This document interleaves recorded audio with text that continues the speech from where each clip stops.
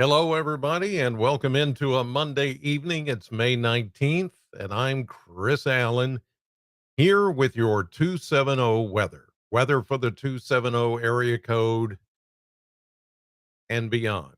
And yes, it is nighttime. It is nighttime. Well, it's late afternoon. Let me show you so I can prove it to you. There we go. Now, normally you've been seeing this update in the mornings, but as many of you know, this morning it started this morning, and from now on I'm going to be on News 40 Sunrise in the mornings. So I've just done a flip-flop. I moved my evening weather on television to the mornings, and I moved the 270 weather from the mornings to the evening starting today. So I just wanted you to know that. And there you see some of the clouds. There are some thunderstorms in the distance, which I will show you here in just a moment. There's also something else that is a bit concerning that I'm going to talk about here to begin. You may have seen this on our newscast tonight, and you will hear about it. And let me just be the one that sets the record straight on this subject right here. Weather radio. Okay. A lot of you have this model, the Midland WR120, very reliable weather radio that I've been promoting for about 25 years now. And I still believe in it. I still think everybody should have one. But here is an issue.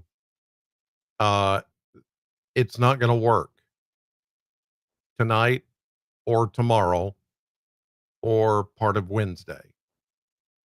And here's why. The National Weather Service scheduled a system-wide upgrade. Okay. Now, it's going to affect weather radios. This upgrade, in order for, let's say, for the whole weather radio system, in hopes that it doesn't crash somewhere down the road, which would be devastating, they have to do this upgrade and they can't get out of it. Okay. So I know somebody's going to say, well, who's the genius that scheduled this in the middle of May when there's severe weather? Okay. I can't disagree with you, but I wouldn't call him a genius. But somebody thought it would be a good idea to upgrade their software and everything right now. I mean, but this has been scheduled for a pretty good while. But considering that we've got severe weather coming in tomorrow, it's just really bad timing. So do not tomorrow depend on your NOAA weather radio, no matter what brand you have. Do not depend on this going off if there's a warning. Okay. It's one of the probably the only time I'm going to tell you this. It's not going to work. Now, it's not just us. It's not just those of you that are in the Louisville National Weather Service office. So that would affect all the transmitters that put the warnings out for the Bowling Green 270 area, the 502, and even the Nashville office. Same thing. The 615. Your weather radio is not going to work tomorrow either, or tonight if something happens. It's just an unfortunate scheduling of, now that they're into the upgrade, they can't stop it. They can't back out of it. They can't reschedule it. It is what it is. So what do you do? Well, you know what I'm going to say. You know what I'm going to say. News 40 weather app. That's what you need to do. is just download the News 40 weather app. That way, you will have it on your phone on any device that can pick up Wi-Fi or internet. Download it, get it on your phone. I'll put the QR code up here in a moment so you can download this if you don't have it, because you're going to need it tomorrow.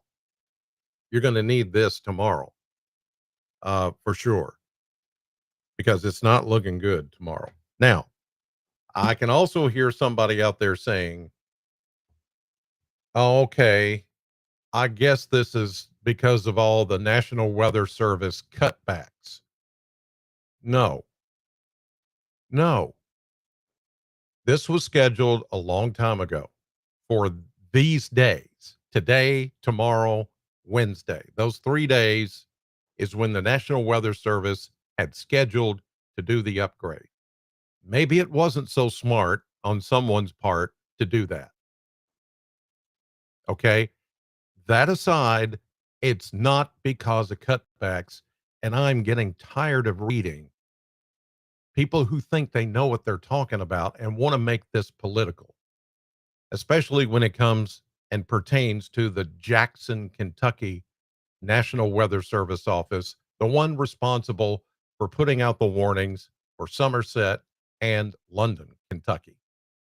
If you read an article that some Yahoo puts out there that says, oh, well, look, well, because the president's cut back on National Weather Service, they don't have anybody there and they couldn't get the warnings out.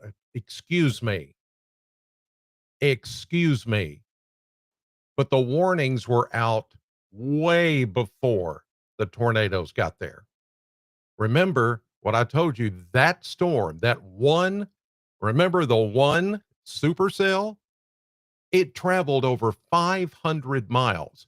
It started in Missouri, came across the 270, could have produced a tornado here in Bowling Green, but it didn't. It was close. And it strengthened as it got over towards Somerset and London, Kentucky. But the Jackson National Weather Service office warned about that tornado.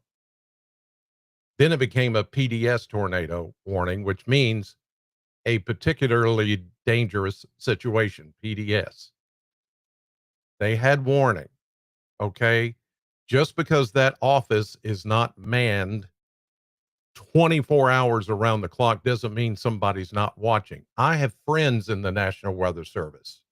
And let me tell you, they're not excited about the cutbacks, but those cutbacks were set in motion before President Trump took office. That was already planned. Okay. I don't like it either because some of my friends had to either retire or just not follow their career in the National Weather Service. It just happened that way. But to hear people get in there and politicize all this, even some friends of mine who are like, oh, golly, that stupid president, boo, oh, look what he did. Get your facts right. Get your facts right. That is not what happened. And it's not what's happening or happened Friday night with those tornadoes. They had ample warning. Okay. So I just want to set the record straight. I'm not a fan of them doing this upgrade right now because it's bad timing. But you should have other ways to get warnings anyway. It should be where you just don't have your one source, weather radio, or whether it's TV, or whether it's radio, or even the News 40 app. As much as I love the app and here to promote it, it shouldn't be the only source you have. You should have 2 or 3 or more sources to monitor the weather. When the weather is this dangerous, you need more than one verified source. I'm just telling you, you do not want to be without several sources especially with what we're looking at tomorrow, which I'm not going to say it's going to be just like Friday night, but it could be close. Okay. And if Friday night scared you, then this is probably going to scare you. But I know storm anxiety, let's not go there. I mean, let's try to just, when you arm yourself with information and you've got multiple sources to check and recheck the weather and make sure that it's a verified source, you're going to feel better anyway. You're just going to be without tomorrow your weather radio. It's not going to work tomorrow. Okay. There's nothing that can make it work. Now, I've been assured from my friends at the National Weather Service offices, Paducah, Louisville, Nashville, Jackson, warnings are going to go out. Warnings will happen. Those will not be interrupted. So when you're watching News 40, you'll see the little crawl down at the bottom of the screen that goes across. Those are all still going to happen. We're still going to be able to warn you, but it's just not the only thing that's going to be different. It's not going to come across your NOAA weather radio. After Wednesday, it's going to work again with some new software and it's going to be okay. But hey, okay. I think I've spent 15 minutes almost on that, but I have to let you know that, okay? I have to. All right. So, yes, now 270 weather is coming to you live here on Monday night at 7:10 p.m. Central Time.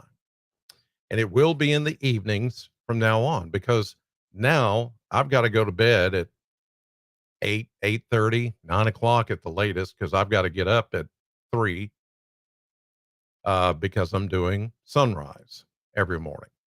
So I know it's an adjustment. I'm asking you to adjust, but you guys, I love you because you get it. You're not sitting there going, "Oh man, I get it." You get it. Yesterday's high was 81, or actually to see, I'm going to have to change that to say today. I didn't do it.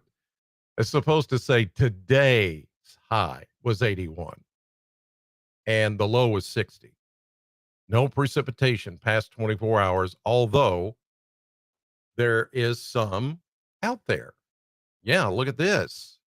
Here is a little thunderstorm that brewed up just outside of Clarksville, Tennessee, and is now moving toward, well, it's actually moving toward Russellville right now. It's severe, but it does have some lightning with it. Weaken. Look, it's starting to get smaller. See it compressing. It is starting to weaken, but it's a sign of, I thought maybe by the end of the day, we would have maybe a pop up thunderstorm or two. And there we go. But I think that's all we're going to get until early tomorrow morning. Then we're going to see a little bit better coverage of rain and thunderstorms. So, what's the green here? It's a flood watch, and it runs from Logan County east. So, here are the particulars on the flood watch that's in effect starting Tuesday afternoon, tomorrow afternoon, when all the really bad storms get here, through late Tuesday night. You've got all the counties that you saw that you're looking at right there. Central Kentucky, parts of Southern Kentucky. We're talking about the 502, the 859, parts of the 606 for excessive rainfall. Rounds of showers and thunderstorms containing torrential downpours are expected to impact the area Tuesday afternoon. Widespread 1 to 2 inches of rain is anticipated across the watch area, and some locally heavier amounts are certainly possible. So, on top of the severe weather threat for tomorrow, There's also a heavy rain threat, something that we don't need. I'm sorry, but that's that's the forecast. So, on top of everything else, we're looking at uh, the heavy rain threat, flood watch, and all of that that is going to come with the threat of severe weather. So, let's talk about the severe weather. Here is the current severe weather outlook for tonight. Now, I can tell you that things really didn't pop today. So, this level one low end, level one marginal risk is not really a risk at all. There may be some storms that form overnight into early tomorrow morning, like before you get up and go to work. Now, those could be a little strong. And so this would account for that. But tornado threat, no, none of that. Here's the tornado threat tonight, overnight, not here. Okay. Damaging wind threat, barely there. Like I said, this is a low end threat. Here's the hail threat, barely there.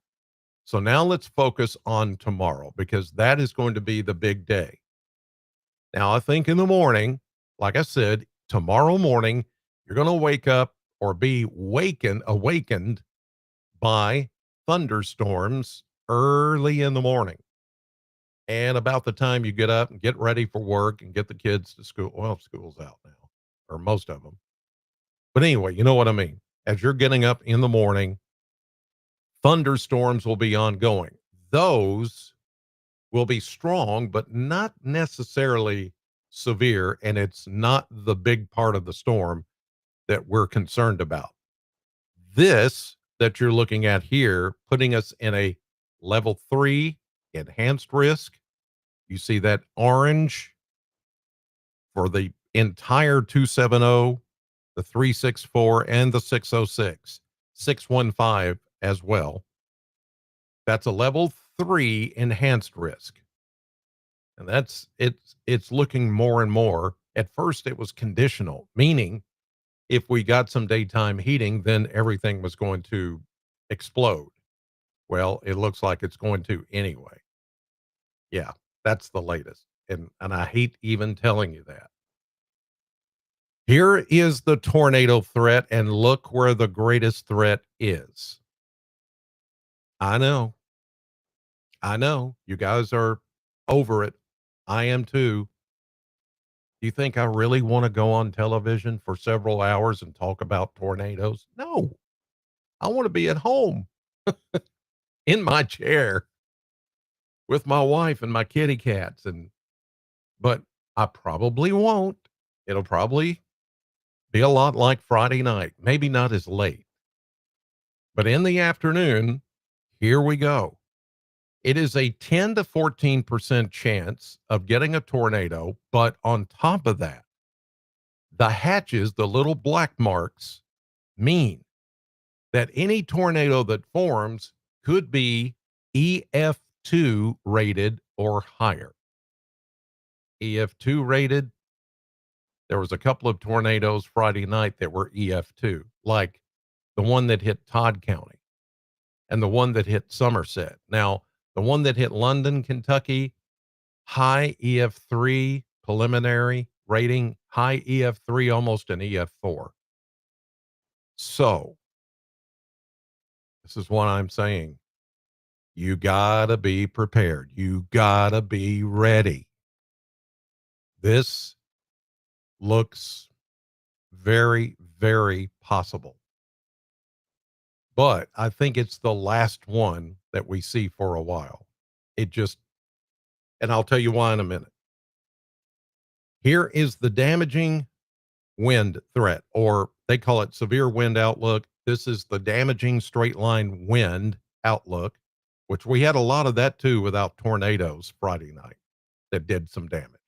And look, from Bowling Green east, mostly part of the 270, but a lot of the 606. And in those same places that got hit with those terrible tornadoes. London, right there. right along right along Interstate 75. That is a 45 to 59% chance of getting damaging straight line wind. So even if they don't have a tornado, they're likely to get damaging straight line winds. And think about this, they're in cleanup mode. They don't need any severe wind to come in or tornado threat, but it's going to happen tomorrow afternoon. There's nothing you can do about it except prepare. And you can see around us pretty good chances. If you don't get a tornado, you may get damaging wind, and there's a large hail threat. 15 to 29% chance of getting hail anywhere in the 270 and surrounding areas. Again, this is going to come in about 3 o'clock Central Time or after tomorrow. By Wednesday, it's gone. It's out of here. And the rest of the week into Memorial Day weekend. Yes, it's a holiday weekend. There is no severe weather risk. And the reason why, it is going to turn cooler. Boy, is it going to turn cooler. I think you're going to love this Memorial Day weekend forecast. We need it. We need a break, and we're going to get it. It's coming. All right, let's check the satellite view just to show you that we're seeing these little thunderstorms. You saw them south of Bowling Green. Look at the lightning. But look at all this. See all this west of us? That's what's coming our way. Some of this will be here by early tomorrow morning, but it'll just be the first wave. There will be a second wave and maybe even a third wave tomorrow evening. And those are the ones that are going to be severe. Look at all the lightning with that one storm that's now moving toward Auburn, 6880, between Russellville and Bowling Green. So we may get some of this here in Bowling Green in the next little bit. It's not severe at the moment, but it's going to throw down some heavy rain and some lightning. Okay. Let's go to the maps. All right.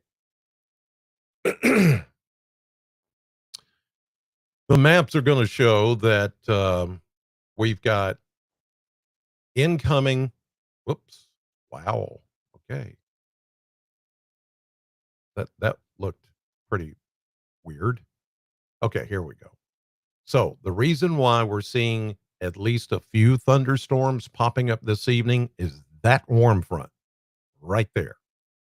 That is the lifting mechanism to pop some of these storms that we're seeing right now. And along and ahead of that front, as it moves in overnight, is going to be what triggers some of the thunderstorms we'll see tomorrow morning. But what it's also going to do, and let me forward this to tomorrow morning during the midnight hour or just after, the front begins to stall a bit.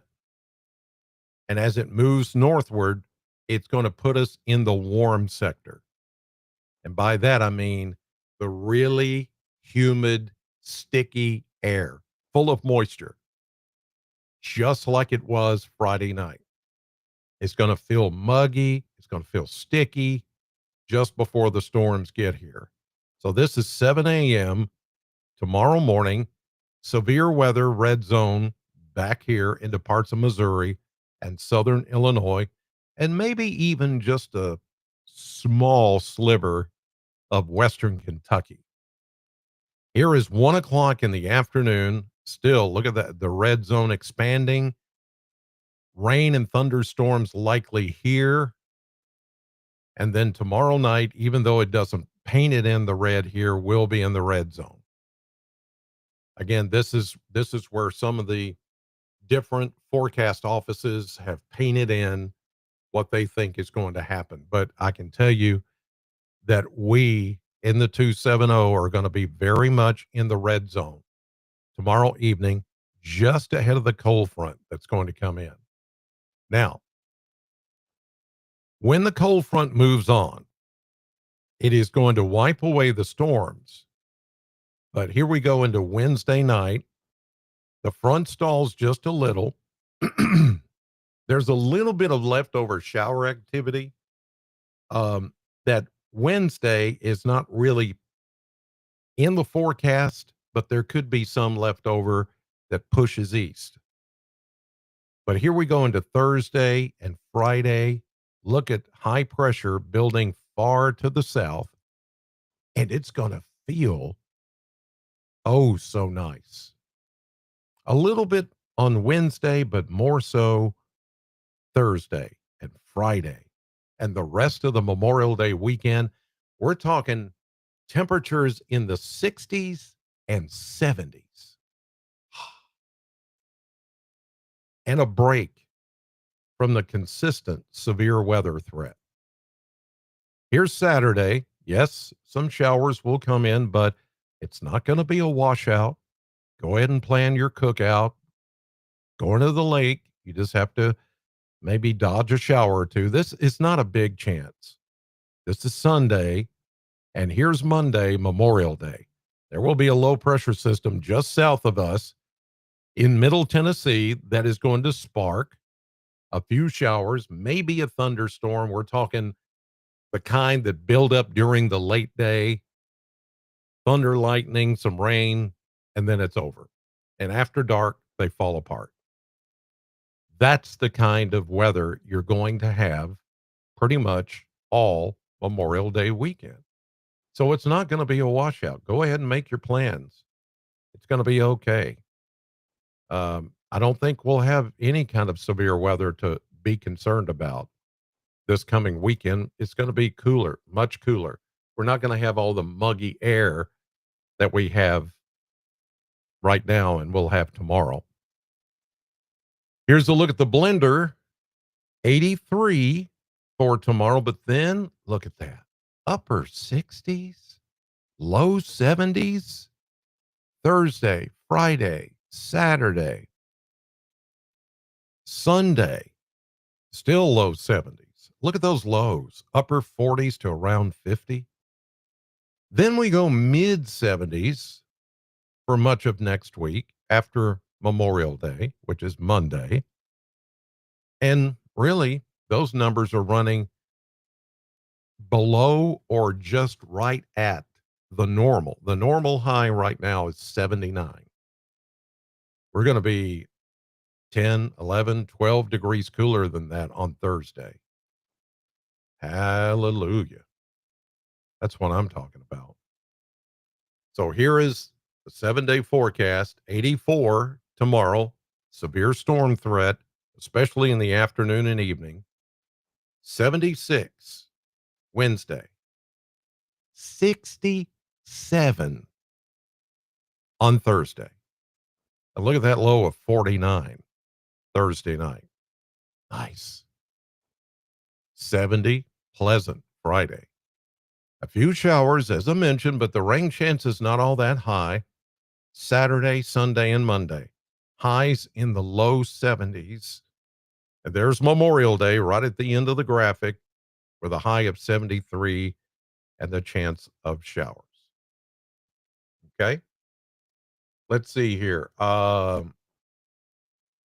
So some of you, I see that you're really concerned, and I get you about the alert system being down.